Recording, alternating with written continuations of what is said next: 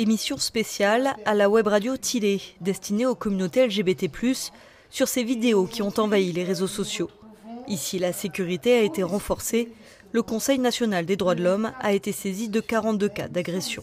On n'avait jamais vu ça. Aucun d'entre nous n'a jamais vraiment eu à voir autant de virulence dans les propos, autant de haine et surtout autant de violence contre les personnes de manière physique.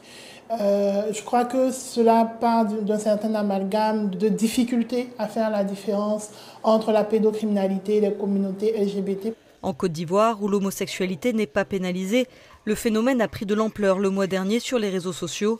Une vidéo de cet influenceur a dépassé le 1 million de vues sur TikTok. Ça ne fait pas partie de nos mœurs, ça ne fait pas partie de nos pratiques. Aujourd'hui, on voit sur les réseaux sociaux des gens s'exposer, se féminiser, des hommes. C'est pas qu'on est homophobe, mais bon, ça devient un peu trop.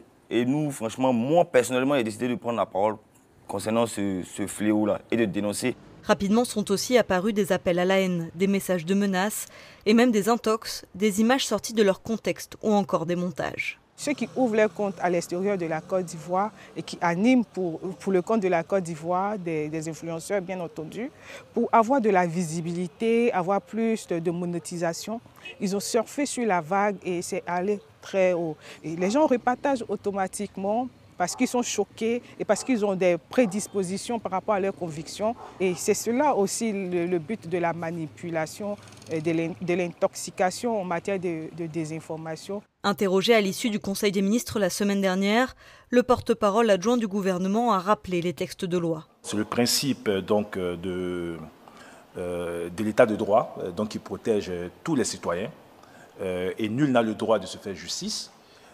Ensuite, notre loi fondamentale, qui est la Constitution, et les différents textes consacrent donc le mariage entre un homme et une femme.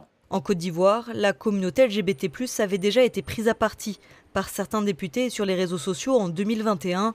La mention « orientation sexuelle » en matière de discrimination devait être introduite dans le code pénal avant d'être finalement abandonnée.